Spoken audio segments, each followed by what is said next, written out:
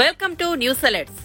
గురువులకు పంగనామం పెట్టే లక్షణం మీది అని బీఆర్ఎస్ నేతలపై తెలంగాణ సీఎం రేవంత్ రెడ్డి అసెంబ్లీలో ఫైర్ అయ్యారు. ముఖ్యంగా ఆంధ్రప్రదేశ్ వాళ్లు కేసు వేస్తామంటే నేను దయాకర్ వెళ్లి ఆ రోజు చంద్రబాబు నాయుడుకి తెలంగాణ ఇచ్చిన అదనపు విద్యుత్ మీద మీరు కోర్టులో కేసు వేయకూడదు. ఒకవేళ కేసు వేసి తెలంగాణకు ఏమైనా నష్టం జరిగితే ఇది తీవ్రంగా పార్టీకి నష్టం జరుగుతుందని చెప్పామని తెలిపారు. ఆయన గురువు ఈయన గురువు ఆయన గురువులకు పంగనామాలు పెట్టే లక్షణం మీది. మేము ఎప్పుడు కూడా ఎవరితోనైనా తెలంగాణలో ఏంది అధ్యక్ష, ధూపం మీద వస్తే ఎవరన్నా దిలాసని మంచినీళ్ళు ఇస్తే కూడా వాళ్ళని గుర్తుపెట్టుకుంటాం అధ్యక్ష. మనము 10 ఏళ్ళు 20 ఏళ్ళు కలిసి పనిచేస్తే సహచరులుగా ఉన్న మన వాళ్ళని మనం అగౌరవపరచాలని ఎక్కడన్నా ఉందా అధ్యక్ష?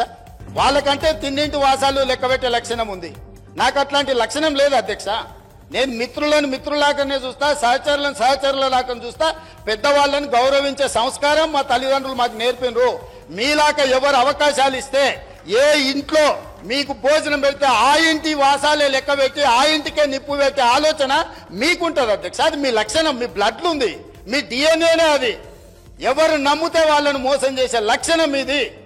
కాబట్టి మళ్ళొక్కసారి ఏదైనా మీరు అంశాల ప్రాతిపదికన మాట్లాడుండ్రి. వివరాల మీద ఈరోజు సగం రాత్రి కానీ చర్చిద్దాం. అన్ని రికార్డులు తీసుకొని వస్తా అధ్యక్ష. నేను మొత్తం రికార్డులు సభలో పెడదాం. తప్పు పట్టించే విధంగా, తప్పుడు ఆరోపణలు చేసే విధంగా మాట్లాడితే ఎవరు చూసుకుంటూ ఊరుకోరు. మీ వాదన ఏందో కమిషన్ ముందలు చెప్పండి. ఇవాళ సాయంత్రానికల్లా కోరుకున్నారు కదా మీ నిజాయితీ, ఇవాళ సాయంత్రానికల్లా మీకు కమిషన్ చైర్మన్ నియమిస్తాం. మా ఉప ముఖ్యమంత్రి గారి అనుమతితో సాయంత్రానికంతా కొత్త చైర్మన్ కూడా అపాయింట్ చేపిస్తా అధ్యక్ష. నిన్న మన అసెంబ్లీ సమావేశాలలో ఉండి నిర్ణయం తీసుకోలేదు, ఎట్లాగో వారు గుర్తు చేసిరు. విచారణకు కొత్త చైర్మన్ నియమిస్తారు.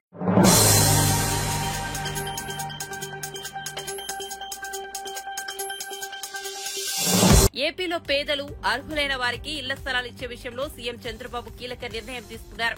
కొత్త లబ్దిదారులకు గ్రామీణ ప్రాంతంలో 3 సెంట్లు, పట్టణాల్లో 2 సెంట్లు స్థలం కేటాయించాలని నిర్ణయించారు. ఈ విషయాన్ని గృహ నిర్మాణ శాఖ మంత్రి కొలుసు పార్థసారథి తెలిపారు. గృహ నిర్మాణ శాఖపై సోమవారం సీఎం చంద్రబాబు సమీక్ష నిర్వహించారు. ఈ సమావేశంలో ఆ శాఖ మంత్రి కొలుసు పార్థసారథి కూడా పాల్గొన్నారు. గత ప్రభుత్వం ఇళ్ల పట్టాల కోసం భూసేకరణ జరిపే లేఅవుట్లు వేయని స్థలాల్లోనూ పేదలకు 3 సెంట్ల ఇళ్ల స్థలం ఇవ్వాలని చంద్రబాబు నిర్ణయించారు. దీంతో చంద్రబాబు ఎన్నికల్లో ఇచ్చిన హామీని నిలబెట్టుకునే ప్రయత్నం చేస్తున్నట్లు తెలిపారు. ఇంకా శాఖ అధికారులకు చంద్రబాబు కీలక ఆదేశాలు, సూచనలు ఇచ్చారు. వచ్చే 100 రోజుల్లో 1.25 లక్షల ఇళ్ల నిర్మాణం పూర్తి చేస్తామని అన్నారు. వచ్చే ఏడాదిలో 8.25 లక్షల ఇళ్ల నిర్మాణం చేపట్టాలని నిర్దేశించారు.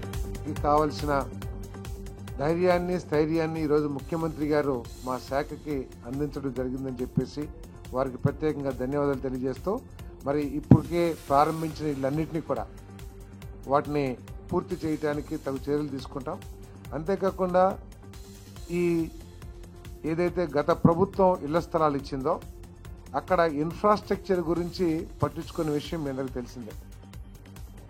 ఆ ఇన్ఫ్రాస్ట్రక్చర్ గురించి కూడా అవకాశం ఉన్న కేంద్ర ప్రభుత్వ పథకాలని ఆసరా చేసుకుని ఆ ఇన్ఫ్రాస్ట్రక్చర్ని కూడా పూర్తి చేయమని చెప్పేసి ఆదేశాలు ఇవ్వడం జరిగిందని చెప్పేసి మనం చేస్తాను. నేను 2014, 2019లో తెలుగుదేశం ప్రభుత్వం చేపట్టిన గృహ నిర్మాణ పథకాలకి 2019, 2024లో చేపట్టిన గృహ నిర్మాణ పథకాలకి ఒకసారి పోల్చినట్లయితే 2019, 2024 మధ్యలో వైఎస్ఆర్ కాంగ్రెస్ పార్టీ మూలంగా దాదాపు ఈ రాష్ట్రంలో పేదవాళ్లకి 9 నుంచి 10,000 కోట్ల రూపాయలు నేరుగా ఆర్థిక నష్టం జరిగిందని చెప్పేసి ఈ సందర్భంగా తెలియజేస్తా ఉన్నాను.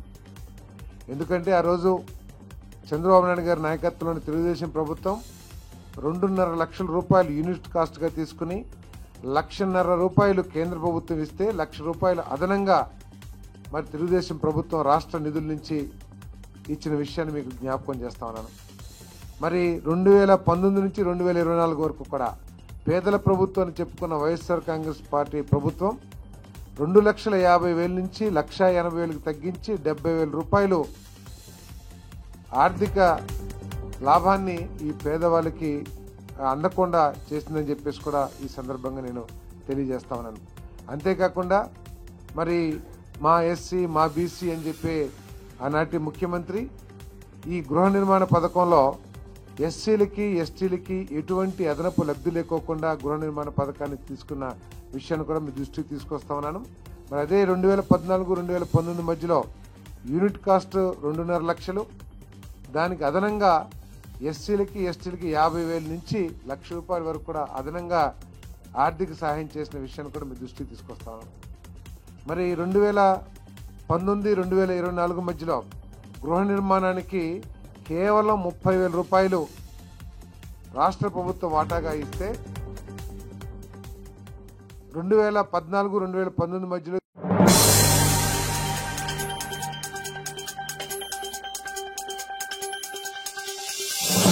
కొత్త పట్టాదారు పాస్ పుస్తకాలను ఆధునిక టెక్నాలజీతో క్యూఆర్ కోడ్ ఉండేలా రూపొందిస్తున్నట్లు మంత్రి అనగాని సత్యప్రసాద్ తెలిపారు.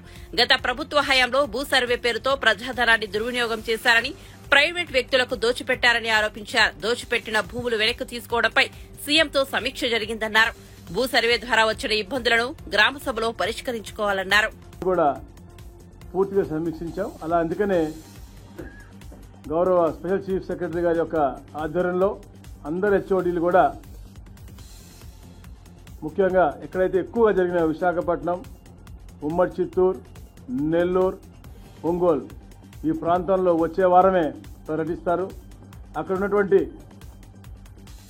ఆల్ పబ్లిక్ గ్రీవ్స్ మరి ముఖ్యంగా అసైన్మెంట్వి మేము ఎట్లా కూడా అధికార పరంగా రివర్స్గా ఎవరికి ఎలా రిజిస్టర్ అయినాయి, ఎవరి పేరు మీద అసైన్ అయినాయి, ఆ అసైన్ని ముందు ఏంటి తర్వాత అన్నీ కూడా మేము కూడా అవన్నీ కూడా పరిశీలించి అన్నీ కూడా డాక్యుమెంటరీ ప్రూఫ్స్ తీస్తాము. దాంతోపాటు వీరు కూడా వెళ్ళి అక్కడ గ్రీఫ్స్ తీసుకుని అవన్నీ కూడా సత్వరంగా పరిష్కరించే విధంగా ఒక ప్రణాళికాబద్ధంగా ముందుకు వెళ్తా ఉన్నాం.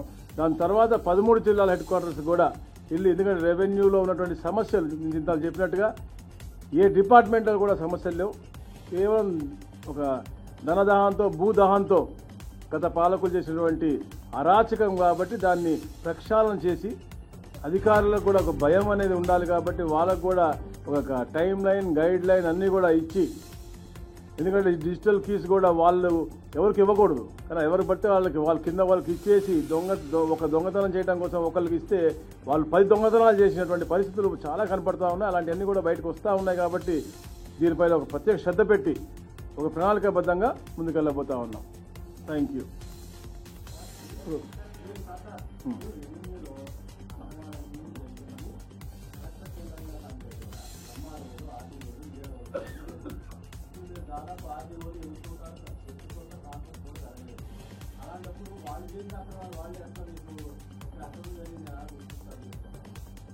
ఇక్కడ ఆర్డీఓ లెవెల్ ఎక్కడ కూడా మేము పాయింట్ చేయట్లేదు. ఇప్పుడు కూడా సెంట్రలైజ్గా కలెక్టర్స్ ఇప్పుడు అసైన్ భూమి ఉందనుకోండి, ఏది చేసినా కూడా కలెక్టర్ లెవెల్లో అయింది, లేకపోతే సెంట్రల్ వెబ్ ల్యాండ్లోనే అవుతుంది తప్ప ఎక్కడ కూడా చిన్న స్థాయిలో ఏదో ఒక ప్రక్రియ ఉంది. 100% వీఆర్ఓ చేసిన తర్వాత మీకు తహసీల్దార్ చేస్తారు, తర్వాత ఆర్డీఓ 5% చేస్తారు, దాని తర్వాత ప్రణాళికాబద్ధంగా పైకి వచ్చి ఒక హైరార్కీ మోడల్లోనే చేశారు తప్ప ఎక్కడ కూడా ఇది లేదు. అంటే ఇప్పుడు ఆర్డీఓ ట్రాన్స్ఫర్లు కూడా ఇప్పుడు జోనల్ వారీగా కూడా చేయమని చెప్పేసి ఇవాళే గౌరవ ముఖ్యమంత్రి గారు చెప్పారు. జోన్లో ఉన్నటువంటి అందరూ కూడా మార్పులు చేర్పులు ఏదన్నా ఒకటి చేయమని చెప్పేసి నేటివిటీ అంటే ఏదైతే కాన్స్టిట్యున్సీ నేటివిటీ ఉంటుందో ఆ నేటివిటీ కాకుండా జోన్ వారీగా ట్రాన్స్ఫర్ చేసుకునే విధానంగా కూడా ఈరోజు చెప్పారు. కాబట్టి అది కూడా రేపు ఎన్నికల్లో అందరూ కూడా ఒక లైన్లో వచ్చేస్తుంది. ఆర్డీఓ కూడా ప్రాబ్లం లేదు.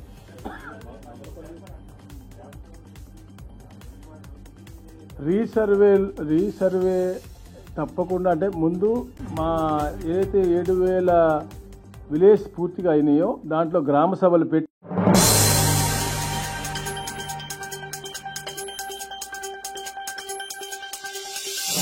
సంఖ్య పెంచే దిశగా సంరక్షణ ప్రణాళికలు సిద్దం చేయాలని అధికారులను డిప్యూటీ సీఎం పవన్ కళ్యాణ్ ఆదేశించారు. పులుల వేట, స్మగ్లింగ్ పై కఠినంగా వ్యవహరిస్తామని తెలిపారు. అటవీ శాఖలో ఉద్యోగుల కొరత సమస్యల పరిష్కారానికి చర్యలు తీసుకుంటామన్నారు. మన్ కీ బాత్ లో నల్లమలలో టైగర్, ట్రాక్టర్ చెంచుల గురించి పీఎం మోదీ ప్రస్తావించడం సంతోషకరమని అంతర్జాతీయ పులుల దినోత్సవం కార్యక్రమంలో వ్యాఖ్యానించారు.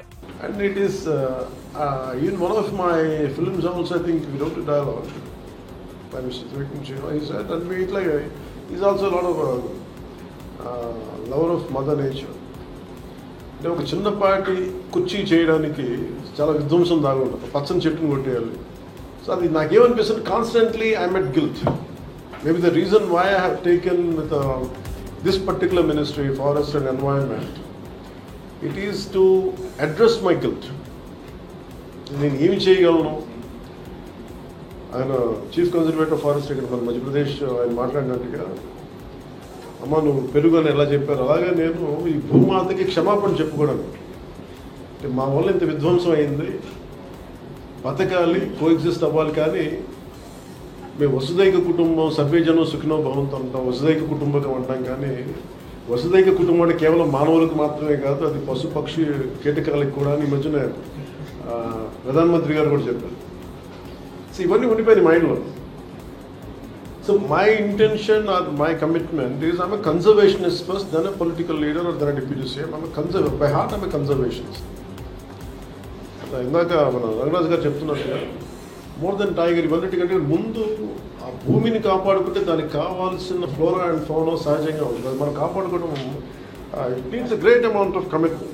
నాకు ఏమనిపించింది, సహజంగా పెరిగే మొక్క, సహజంగా పెరిగే చిన్న కనిపించిన కీటకాలు నేను వదిలేస్తే, కిల్ చేయకుండా వదిలేస్తే ఇన్ని రకాల పక్షులు వచ్చినాయి. అవి సహజంగా నెమళ్ళు వచ్చి తిరుగుతూ ఉంటాయి. నాకు ఒక అంటే మన పెద్ద స్థాయి అవసరం, even with in 1400 square yards land నేను ఉండేళ్ళు హైదరాబాద్.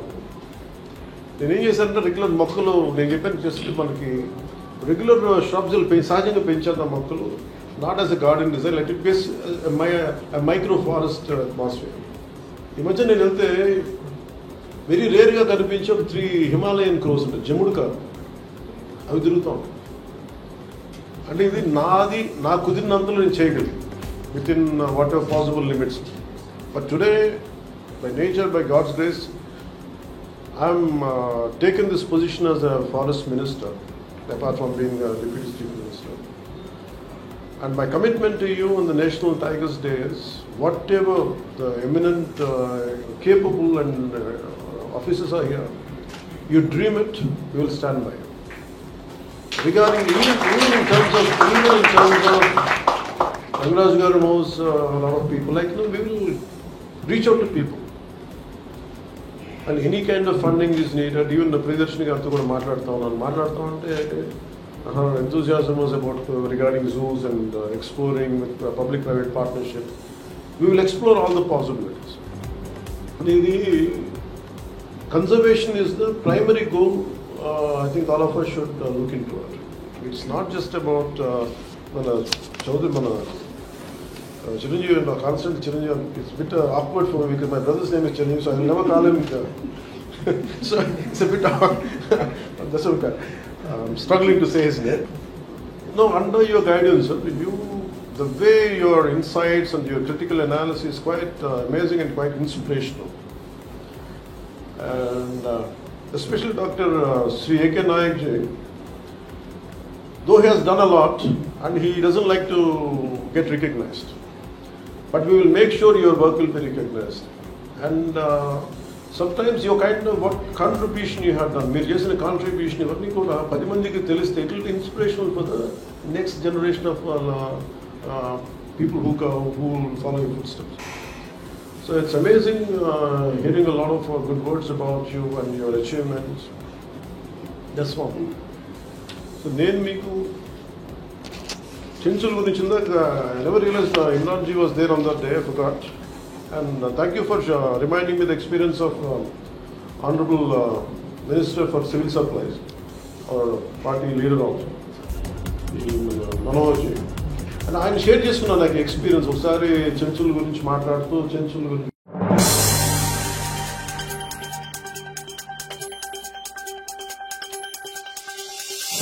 రాజకీయ కక్షలతో తన కుమారుడిపై కేసులు పెట్టి అరెస్టు చేశారని వైసీపీ సీనియర్ నేత చెవిరెడ్డి భాస్కర్ రెడ్డి చేసిన ఆరోపణలపై Chandragiri MLA Pulivarthi Nani strong counter ఇచ్చారు. చెవిరెడ్డి భాస్కర్ రెడ్డి పద్దతి మార్చుకోకపోతే బంకంపాటు తప్పదని హెచ్చరించారు. దాడి చేసిన సంఘటనలో పాల్గొన్న వారే ప్రధాన నిందితుడిగా చెవిరెడ్డి మోహిత్ రెడ్డి పేరు చెప్పడం జరిగిందని పులివర్తి నాని తెలిపారు. అందుకే తనపై హత్యాయత్నం కేసులో 37వ నిందితుడిగా మోహిత్ రెడ్డి పేరు చేర్చారని అన్నారు. విదేశాల్లో చదివితే హత్యాయత్నం చేసిన వారిని వదిలేస్తారా అని ప్రశ్నించారు. చట్టాన్ని తన చేతిలో తీసుకుని శిక్షించడానికి, తప్పుడు కేసులు పెట్టడానికి తాను 2 నెలలు ఎదురు చూడాల్సిన అవసరం లేదని హెచ్చరించారు. దానికి కారణం 14వ తారీఖు నా పైన దాడి అత్యాయత్నం జరిగిన రోజు నేను ఇచ్చిన కంప్లైంట్లో A1 Chevireddy Bhaskar Reddy, A2 Chevireddy Mohit Reddy, A3 Chevireddy Raghunath Reddy, A4 బానని ఇచ్చా. ఆ రోజే ఇచ్చా 14వ తారీఖు. ఆ రోజు నీ ప్రభుత్వం ఉంది. ఆ రోజు నువ్వు ఇచ్చినటువంటి పోలీస్ అధికారులు ఉన్నారు. ఆ రోజు నీ కన్ను సన్నంలో నడుస్తున్న అధికార యంత్రాంగం అంతా ఉంది. అది నీకు తెలుసు. నేను ఈరోజు ఇలా ఆ రోజు నీకున్న అధికార యంత్రాంగం సపోర్ట్తో ఆ రోజు ఎఫ్ఐఆర్ కట్నీలా నువ్వు. ఈరోజు మీరు అంటున్నారు A37 కానీ ఆ ఎఫ్ఐఆర్ నేను ఇచ్చినటువంటి కేసుకు సంబంధించిన దీంట్లో చూస్తే ఎవరి పేర్లు ఇచ్చానో అందరికీ తెలుసు, మీకు కూడా తెలుసు ఆ విషయం. 24 గంటలు తప్పుడు సమాచారాలు, తప్పుడు మాట్లాడేదే ఆ కుటుంబం, మీ కుటుంబం ఆ ప్రవర్తన మానుకోండి. మీరు అంటున్నారు నా కుమారుడు విదేశాల్లో చదివి వచ్చినాడు, అతను అన్యాయంగా కేసులు ఇరిగించినాడని. విదేశాల్లో చదివి వచ్చిన ఒక వ్యక్తి పైన నువ్వు కానీ నీ కుమారుడు కానీ నీ తమ్ముడు కానీ హత్య చేయాలని ఉందా? అంటే హత్య చేసే అంత స్థాయి ఉన్న వ్యక్తి విదేశాల్లో చదివితే ఒకడు వదిలేయాలని ఉందా? ఆలోచించు భాస్కర్ రెడ్డి గారు. ఈరోజు మీరు అంటున్నారు నేను ప్రజల పక్కన ప్రభుత్వం పైన పోరాటానికి సిద్ధం, దేనికైనా సిద్ధం అని. భాస్కర్ రెడ్డి గారు, పోరాటాలకి నేను ఎప్పుడు భయపడను. నేను ఏ విధంగా పోరాటం చేసే ఈరోజు నేను ఈ ఎమ్మెల్యే స్థాయికి వచ్చా. ప్రజల పక్షాన దేనికైనా పోరాడతా. ఈ 57 రోజులు నేను నా యొక్క అధికారాన్ని అడ్డం పెట్టుకుని నేను పోరాడలా. ప్రజల కోసం, ప్రజల సేవ కోసం పోరాడా. ప్రజలకు కావాల్సినటువంటి అవసరాల కోసం, ప్రజలకు కావాల్సిన మౌలిక వసతుల కోసం పోరాడుతున్నాను తప్పించి అధికార యంత్రాంగం తిరుగుతున్నాను కానీ నా స్వయం దీనిపైన ఎప్పుడు తిరగల. నువ్వైతే ఈ 57 రోజులు ఎత్తుకున్న నీ కుటుంబం, నీ కొడుకు కోసం పోరాడుతున్నావు కేసు నుంచి తప్పించుకునేదానికి. నువ్వు ఈరోజు అంటున్నావు నీ కొడుకు కోసం ఈరోజు రోడ్డుకు వచ్చావు. అన్యాయంగా 6 మందిని, సంబంధం లేని వ్యక్తిని ఆ రోజున్న పోలీసు అధికారులు కేసులు పెట్టారు. అంత జగమెరిగిన సత్యం. ముఖ్యంగా చంద్రగిరి నియోజకవర్గం కానీ, చంద్రగిరి నియోజకవర్గం ఆరుకున్నటువంటి తిరుపతి నియోజకవర్గం ప్రజలకు అందరికీ తెలుసు. వారి కోసం ఎందుకు పోరాడలా? వారి కోసం పోరాడుంటే నువ్వు నిజాయితీపరుడు అనుకుంటావు. ఆ రోజు ఎందుకు నువ్వు పోరాడలా? అంటే నీ కొడుకు, నీ కుటుంబానికి ఒక ఆదరణ, బయట వ్యక్తులకు తప్పుడు కేసులు పెట్టిన వాళ్ళకి ఒక ఆదరణ. ఆలోచించు భాస్కర్ రెడ్డి. నువ్వు మీ చంద్రగిరి నియోజకవర్గం ప్రజల తరఫున, మీడియా ప్రతినిధుల తరఫున అందరికీ పేరు పేరున విన్నపం, నేను ఎక్కడ కానీ కక్ష సాధింపు పోను. కక్ష సాధింపు అంటే నా దగ్గర ఇంకా 2 బలమైన కేసులు ఉంది. ఆ బలమైన కేసులు ఇస్తే మినిమం అంటే కూడా 1 సంవత్సరం నుంచి 1.5 సంవత్సరం బెయిల్ రాదు. మా కుటుంబాన్ని ఏ విధంగా షాడోలాగా వెంటాడాడో దానికి సంబంధించిన సాక్ష్యాలు కూడా నాకు ఇచ్చేసి వెళ్ళారు కొందరు అధికారులు. విజయవాడ స్థాయిలో ఉన్నటువంటి కొందరు అధికారులు నా పైన దాడి జరిగిన తర్వాత వారం తర్వాత ఇంటికి వచ్చి ఏమేమి జరిగిందని ఇచ్చేశారు. అవి కూడా ఉన్నాయి. అది ఇస్తే దేశద్రోహం కేసు అవుతుంది. ఇంకోసారి ఎలక్షన్లో కూడా పాల్గొనే దానికి అవకాశం ఉండదు. నేను ఆ విధంగా కక్ష సాధింపు పోలా.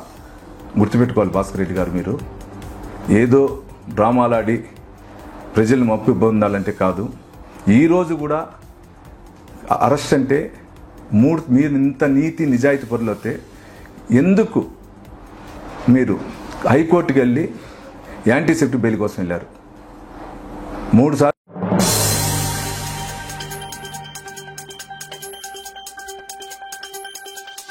మాజీ మంత్రి పెద్దిరెడ్డి రామచంద్రారెడ్డిపై టీడీపీ నేత బుద్ధా వెంకన్న విరుచుకుపడ్డారు. కొడుకుతో కలిసి పెద్దిరెడ్డి భూ కబ్జాలు, అవినీతి, ఆక్రమాలకు పాల్పడ్డారని ఆరోపించారు.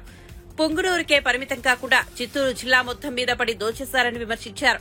చంద్రగిరిని చెవిరెడ్డికి, తిరుపతిని భూమనకు, నగరిని రోజాకు వదిలి మిగతా ప్రాంతాల మొత్తం పెద్దిరెడ్డే దోచుకున్నారని మండిపడ్డారు. విజయవాడలో ఆయన మీడియాతో మాట్లాడుతూ చిత్తూరు జిల్లా వీరప్పనగా పెద్దిరెడ్డికి నామకరణం చేస్తున్నామని ఎద్దేవా చేశారు. కాబట్టి ఇతని ఆస్తులు ఏవి కూడా ఇతను సొంతం కాదు. ఈడీ ఎమ్మెల్యే అతని ఆస్తుల మీద, అతని మీద ఇచ్చినటువంటి ప్రజా ఫిర్యాదులు ఏవైతే ఉన్నాయో వాటిని సుమోటోగా తీసుకొని ఈడీ ఈ చిత్తూరు వీరప్పను ఆస్తులు జప్తు చేయాలి. ఈయన కొన్ని నియోజకవర్గాలు మాత్రం వదిలేశాడు. ఏదంటే చంద్రగిరి చెవిరెడ్డి భాస్కర్ రెడ్డికి, తిరుపతి భువన కరుణాకర్ రెడ్డికి, నగిరి రోజాకి, ఈ ముగ్గురికి ఎదురేసి మిగతా మొత్తం దోచుకున్నాడు. భువన కరుణాకర్ రెడ్డి కొడుకు టీడీఆర్ బాండ్లో పెద్ద కుంభకోణం చేశాడు. ఇక చెవిరెడ్డి భాస్కర్ రెడ్డి కొడుకు గురించి చెప్పాలంటే అంతే లేదు. అక్కడ నాని మీద దాడి చేసి ఆడిని చంపపోవడమే కాకుండా మళ్ళీ అతని మీదే తిరిగి కేసు పెట్టినటువంటి వైను. అలాంటి వ్యక్తులు ఇవాళ రాజకీయాలకి పనికిరారు. ఈ చిత్తూరు వీరప్పన్ని ఆస్తులన్నీ కూడా వెంటనే జప్తు చేయాలి మేము డిమాండ్ చేయడమే కాకుండా, మిథున్ రెడ్డి ఆస్తులు వీళ్ళు ఎర్రచందనం స్మగ్లింగ్ నుంచి ఇప్పుడు పవన్ కళ్యాణ్ గారు ఫారెస్ట్ మినిస్టర్, ఆయన ఒక్కసారి ఆయన కూడా అప్పీల్ చేసుకుంటున్నా. 2019 నుంచి 24 వరకు శేషాచలం అడవుల్లో ఎంత ఎర్రచందనం వీళ్ళు స్మగ్లింగ్ చేశారంటే అది చెప్పడానికి వీలు లేదు. అందుకే చిత్తూరు వీరప్పను ఈ పెద్దిరెడ్డి డబ్బు మతంతో చంద్రబాబు గారిని కుప్పంలో ఓడిస్తానని అక్కడ కూర్చున్నాడు. ఈ వీరప్పని వారసుడినేమో పిఠాపురంలో కూర్చోబెట్టాడు. ఇదంతా ప్రజాధనం కాబట్టి రాష్ట్ర ప్రభుత్వం కూడా వెంటనే కలెక్ట్ చేసుకోవాలి. నేను ఒక తెలుగుదేశం పార్టీ కాకుండా, నాయకుడిగా కాకుండా, ఒక వ్యక్తిగా నేను దీని మీద ఫిర్యాదు చేస్తున్నా. ప్రభుత్వం కూడా చొరవ తీసుకొని వీళ్ళ మీద సిబిఐకి లేఖ రాసి ముందు ఇమ్మీడియట్లీగా వీళ్ళ ఆస్తులు జప్తు చేయాలి. అక్కడ ఇచ్చినటువంటి ఏదైతే రెవెన్యూ అధికారులు వెళ్తే ఒక్క రోజులో 500 మంది ఫిర్యాదులు చేశారంటే మామూలు విషయం కాదు. అసలు మదనపల్లి మన రాష్ట్రానికి ఒక ఊటీ లాంటిది. తమిళనాడు ఊటీ ఎలాగో మన రాష్ట్రంలో ఊటీ లాంటిది.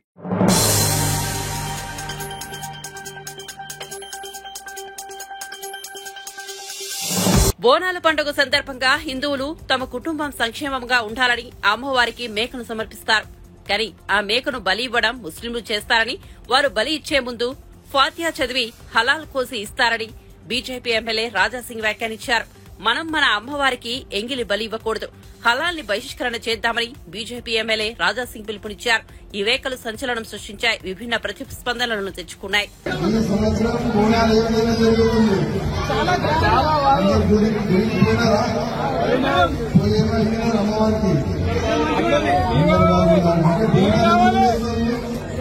మనము బోనాలు ఎందుకు చేస్తాము యువకులకి తెలియాలి. ఫస్ట్ చాలా మంది యువకులు ఏ విధంగా అంటారంటే బోనాలంటే తాగాలి, డ్యాన్స్ ఆడాలి.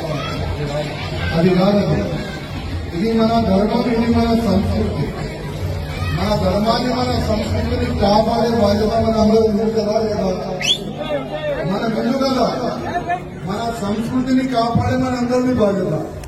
కానీ కొంతమంది మన ధర్మాన్ని, మన సంస్కృతిని, మన బోనాల పండుగకి తాగే పండుగ అని ఆ విధంగా ప్రజెంట్ చేస్తున్నది కాదు. బోనాలంటే మనం అమ్మవారికి మొక్కుతాం, మనం పూజ చేస్తాం. పూజ ఎందుకు చేస్తామంటే ఈ సంవత్సరం వర్షం బాగా పడాలి, పొలాలు మంచిగా ఉండాలి, అదేవిధంగా ఇట్లాంటి కూడా రోగాలు రాకూడదు అని మనం అమ్మవారికి పూజ చేస్తాం. అదేవిధంగా బోనాల పండుగలోనే చాలా గుడి కాడ మనము మేకలు కూడా గొర్రెలు కూడా కోస్తాం కదా, మనము గొర్రెలు కూడా కోస్తాం. కానీ దురదృష్టం ఏంటంటే చాలా వరకు కోయోలు ఎవరుంటారు, చాలా మంది ముస్లిం వాళ్ళే పిలుస్తున్నారు కోయిని. అది చాలా తప్పు. ఎందుకంటే మన చాలా వరకు మన హిందువులు కూడా ఉన్నారు, వాళ్ళకి పిలిపించి కోయిపియాలని నేను రిక్వెస్ట్ చేస్తున్నా. ఎందుకంటే ముస్లిం వాళ్ళతో కోయిపిస్తే ఆయన కోసే ముందు ఒక స్లోగన్ అయినా తీసుకున్నారు ఆయన నోట్లో. ఆయన స్లోగన్ ఏ విధంగా తీసుకుంటే ఈ మేక నేను అల్లాకి ఇప్పిస్తున్నా, ఈ మేక ఈ గొర్రె నేను అల్లాకి ఇప్పిస్తున్నా అని పోస్తాడైనా. అది ఎంగిలైందా లేదా? ఎంగిలైపోయింది కదా. అదే ఎంగిలైనా మనం అమ్మవారికి ఇప్పిస్తామా? ఎక్కియం కదా. అందుకోసం అది చిన్న నాలెడ్జ్ కానీ చాలా పెద్ద మాట. మన అమ్మవారికి ఎంగిలి ఎట్టి పరిస్థితుల్లో ఎక్కియొద్దు. మన హిందువుకి పిలవాలి. మన హిందూ పోయేందుకు జయమాతాదేవి వస్తాడు. అందుకోసం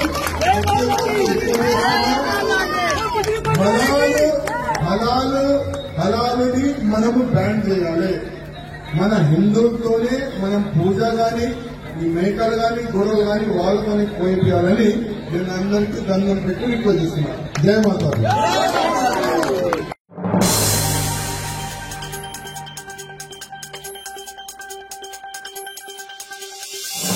హైదరాబాద్ లో లా అండ్ ఆర్డర్ సమస్య గురించి నిన్న నేను హరీష్ రావు మాట్లాడితే లా అండ్ ఆర్డర్ బాగుంది అని మంత్రి పేర్కొన్నారు.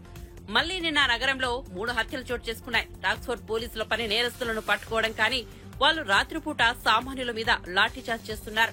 హైదరాబాద్ లో పోలీసులు రాత్రిపూట డ్యూటీలు చేస్తూ పగటిపూట పడుకుంటున్నారు. దీంతో హత్యలు పగటిపూట జరుగుతున్నాయని అక్బరుద్దీన్ ఓవైసీ పేర్కొన్నారు. అత్యవసర పరిస్థితుల్లో రాత్రి సమయాల్లో ఆసుపత్రులకు వెళ్తున్న వారిపై పోలీసులు లాఠీలు జురిపిస్తున్నారు. ఐటీ ఉద్యోగుల మీద కూడా పోలీసులు విరుచుకుపడుతున్నారు. హైదరాబాద్ లో ఫ్రెండ్లీ పోలీసింగ్ లేదు. కనిపించిన వారిని కనిపించినట్టే కొడుతున్నారు. క్రిమినల్స్ ను మాత్రం పట్టుకోవడం లేదు, వారిని శిక్షించడం లేదు. గంజాయి, డ్రగ్స్ తరలిస్తున్న వారి పట్ల పోలీసులు నిర్లక్ష్యంగా ఉంటున్నారు. సామాన్యులపై మాత్రం జులుం ప్రదర్శిస్తున్నారని ఓవైసీ తెలిపారు. लेकिन हमारी पुलिस और सर ये yesterday I went, मेरे घर से निकल के मैं 11 बजे I had to go attend one marriage. I went sir. 10:30 बजे ओल्ड सिटी में लाठियां बरसाते हैं. पुलिस कमिश्नर्स ऑफिस के सामने नीलोफर होटल और वो शराब की दुकान पूरी जबरदस्त. मैं दावत से जाकर आने के बाद भी 12 बजे तक खुला है. कमिश्नर साहब की आंख बंद है या फिर कमिश्नर साहब के ऑफिस में, वो पुलिस डिपार्टमेंट के ऑफिस में जो भी डिग्निटरीज बड़े आते हैं तो पूरी चाय, स्नैक्स और बॉटल्स पूरे वहां से आ रहे बोल के बंद नहीं कर रहे उनको, और गरीब को बंद करते हैं, मारते हैं, पीटते हैं. आपकी आंख के सामने दुकानें खुल रहे हैं और आपको दिखाई नहीं देता. लेकिन पुराने शहर के गरीब लोग घर से बाहर निकलते हैं, आईटी में कॉल सेंटर से घर को वापिस आ रहे हैं तो मार रहे हैं, पीट रहे हैं. ये क्या जुल्म है बताइए आप. मैं आज ये बात कह रहा हूं और ये भी बात कह रहा हूं पैनल स्पीकर साहब, अगर हरीश राव साहब भी मेरे साथ आना चाहते हैं, मैं अपनी तरफ से एक PIL डालने वाला हूं हाई कोर्ट में पुलिस के खिलाफ, उनकी जुल्म और नाइंसाफी के खिलाफ, अगर ये बंद नहीं होगा. If I go to the court is going to question me and ask me, you are a legislature, you are a floor leader of your party, you are a senior legislator, why have you not spoken in the house about this issue? Why have you not brought to the notice of the government? So I have done my duty. If still the government is not going to act upon the atrocities, the negligence and the failure of the police and correct themselves, then I will be forced to go to the court. I'll be forced to go to the court. It's the failure. I'm going to go to the court. और ये हैदराबाद का नाम, हैदराबाद का brand को खराब कर रहे हैं. और मारना पीटना क्या है साहब? आप एक कसूरवार को फांसी पे लटकाइए,